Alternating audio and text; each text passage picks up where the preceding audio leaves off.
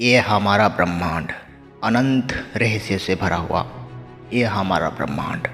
आप इस ब्रह्मांड में जो भी सोच सकते हैं, जो भी आपकी पॉसिबिलिटी है, वो सभी कुछ यहाँ मौजूद है। आपकी भावना से परे भी कोई चीज़ है तो भी यहाँ मौजूद है। दोस्तों, आज हम उसी टॉपिक के ऊपर बात करेंगे जिस टॉपिक के बारे में हमारे वेदों पुराण में लाखों हजार सालों पहले लिखा जा चुकी है और आज भी हमारे इस मॉडर्न साइंस उसको सच मान रही है। दोस्तों, मैं कर रहा हूँ बात मल्टीवर्स की। हम लोग इस ब्रह्मांड में रहते हैं। क्या आप भी सोच सकते हैं हमारी इस ब्रह्मांड के बाहर क्या होती है? क्या हम जिस प्रकार इस पृथ्वी में रहते हैं, क्या हमारी तरह कोई और भी ग्रह होगा जहाँ मनुष्य रहते होंगे या कोई जीव जंतु रहते होंगे? मान लो एलियंस भी रहते होंगे। ये सब चीज़ें आप मूवी और कहानी में जरूर सुने होंगे और आज की मॉडर्न साइंस एलियंस होती है ये बात को टाल नहीं सकता है। दोस्तों, अगर एलियंस है वो भी हमारी तरह कोई ना कोई एक ग्रह में रहते होंगे। भले ही उस ग्रह में पेड़ पौधे ना हो, जल ना हो, नदी ना हो, कुछ तो होगा जिसे वो अपना जीवन चला रहे होंगे। उनको खाने के लिए कुछ और चाहिए होगा। जिस प्रकार हम चावल रोटी ये सब खाते हैं, क्या पता उनको और कुछ खाने के लिए मिल रहा होगा, या वो सनलाइट खा के जी रहे होंगे, या कुछ और चीज ऑक्सीजन, नाइट्रोजन ये सब कुछ भी खा के जीवन चला रहे होंगे, या कुछ भी असंभव नहीं। खैर, एलियंस की बातों को छोड़ो। हम जिस प्रकार इस ब्रह्मांड में रहते होंगे, मल्टीवर्स में और भी ब्रह्मांड है, अलग अलग प्रकार की ब्रह्मांड है, हजार तरीके की ब्रह्मांड है, वहाँ भी लोग रहते होंगे।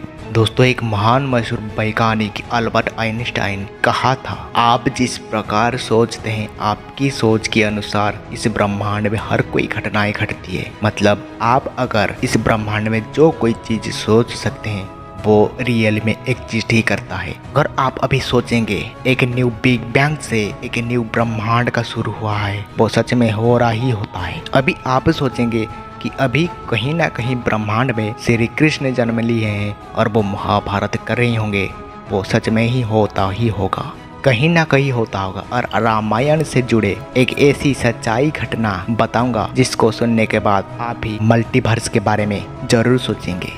दोस्तों, जब श्री राम इस धरती लोक पे जन्म हुए थे और उनका सारी कर्तव्य को पूर्ण किया और जब उनको इस पृथ्वी लोक को छोड़ने की समय आया, तभी वो ये भली भांति जानते थे कि वो हनुमान के सामने इस पृथ्वी लोक को छोड़ नहीं सकते हैं। किसी भी प्रकार से हनुमान श्री राम को इस पृथ्वी लोक से जाने नहीं देंगे। इसीलिए भगवान श्री राम एक लीला रचाई ताकि हनुमान को भी इस ब्रह्मांड के बारे में थोड़ी सी ज्ञान आए। फिर श्री राम ने अपनी एक अंगूठी को जमीन पर फेंक दिया और जमीन पर एक छोटी सी छेद भी था, जिस छेद के द्वारा श्री राम की अंगूठी उस जमीन के नीचे चला गया। तभी श्री राम हनुमान जी को बुलाए और हनुमान ने अपने शरीर को छोटा करके उस छेद के द्वारा चले गए। वो बहुत दूर गए, परंतु बहुत दूर जाने के बाद वो सीधा पाताल लोक में जा पहुंचे। और हनुमान जी पाताल लोक तो गए थे श्री राम की अंगूठी लेने, परंतु वहाँ हनुमान जी को एक बहुत बड़ा अंगूठी का पर्वत देखने के लिए मिला। वो सब श्री राम की अंगूठी था।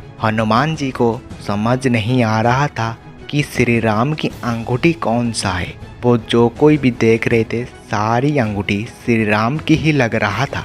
ये बात जब हनुमान जी को समझ में नहीं आया, तभी नागराज वासुकी हनुमान जी के सामने आए और हनुमान जी को ये समझाया, जब यहाँ एक हनुमान अंगूठी लेने के लिए आता है धरती लोक पे, श्री राम की अवतार देह त्याग कर वैकुंठ की ओर प्रस्थान करते हैं। जी हाँ दोस्तों, हमारा इस ब्रह्मांड में एक श्री राम नहीं, अनेक श्री राम है और अनेक हनुमान भी है। जब श्री राम को अपने शरीर त्याग के वैकुंठ की ओर प्रस्थान करने का समय आता है, तभी वो एक अंगूठी को पाताल लोक भेज देते हैं और एक हनुमान उस अंगूठी को लाने के लिए जाता है। जी हाँ दोस्तों, हनुमान तो आप एक ही सुना होगा, परंतु इस ब्रह्मांड में हमारे ग्रंथ और वेदों में अनेक हनुमान की जिक्र किया गया है, अनेक श्री राम की भी। दोस्तों, हनुमान जी ये बात सुन के उनको रियलाइज होता है यहाँ इस ब्रह्मांड में एक श्री राम नहीं बल्कि हजार श्री राम है। और ये बात मल्टीवर्स या पैरेलल यूनिवर्स होने की बहुत बड़ा शब्द है। हनुमान जैसा महाज्ञानी अगर इस ब्रह्मांड का एक सत्य को भी नहीं जान सकेंगे तो हम क्या चीज़ है इस ब्रह्मांड को जानने वाले। सब वो महाविष्णु ही करते हैं, नष्ट भी करते हैं इस ब्रह्मांड को और इस ब्रह्मांड को निर्माण भी करते हैं। उनकी इस माया को हम कभी समझ ही नहीं पाएंगे, ये हमारी समझने से परे है। इस माया में हम तो इस संसार के ओर भी देख नहीं सकते हैं, उस माया को तो छोड़ो, हम इस पृथ्वी लोक में रहते हैं ना, हम तो इस कलयुग के पार भी नहीं देख सकते हैं, तो उस परम सत्य को हम कैसे देख सकते हैं। दोस्तों मल्टीवर्स होने की और एक प्रमाण मैं आपको उदाहरण के साथ देता हूँ। दोस्तों रामायण काल की कालभूषुंडी के नाम सुने होंगे कुछ लोग, शायद ज्यादा लोग नहीं जानते होंगे। दोस्तों कालभूषुंडी एक कौवा था, वो एक कौवा से कैसे मल्टीवर्स की सफर किया आज मैं उसके बारे में बताऊंगा। दोस्तों उसको वरदान था कि वो समय की परे भी जा सकते है और वहाँ का चीज को देख भी सकता है। वो समय यात्रा करके अपने आंखों से रामायण को 11 बार और महाभारत को 16 बार घटित हुए देखा था और वो जितने बार दिखा था महाभारत और रामायण को, वो प्रत्येक बार कुछ ना कुछ बदलते हुए दिखा था। दोस्तों वो जितने बार भी महाभारत और रामायण को दिखा था प्रत्येक बार कुछ ना कुछ बदलते हुए दिखा था। मतलब हमारा इस ब्रह्मांड में महाभारत और रामायण दोनों घटित हुआ है, परंतु अनेक ब्रह्मांड में अनेक बार भी महाभारत और रामायण घटित हुआ होगा। दोस्तों महाभारत को लेके आप लोगों के मन में बहुत सारे सवाल होते होंगे कि जब कर्ण को अर्जुन ने मार दिया था, अगर अर्जुन कर्ण को ना मारता होगा तो क्या होता। इस प्रकार यहाँ भी हमको एक पॉसिबिलिटी देखने के लिए मिलता है अनेक ब्रह्मांड में, शायद कर्ण को अर्जुन ने ना मारा होगा या श्री कृष्ण का भूमिका कुछ और ही होता होगा। अनेक पॉसिबिलिटी से भरा हुआ हमारा इस ब्रह्मांड किस माया जाल से कम नहीं।